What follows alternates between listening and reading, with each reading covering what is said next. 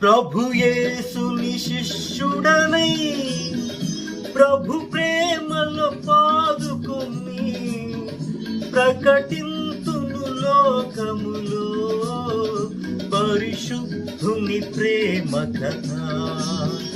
పరమాత్మ ప్రోక్షణతో పరిపూర్ణ సమర్పణతో ప్రాణంబును ప్రభు కొరకు ప్రాణార్పణము చేతు నడిపించు నావా నడి సంద్రమున దేవా నవ జీవన మార్గమున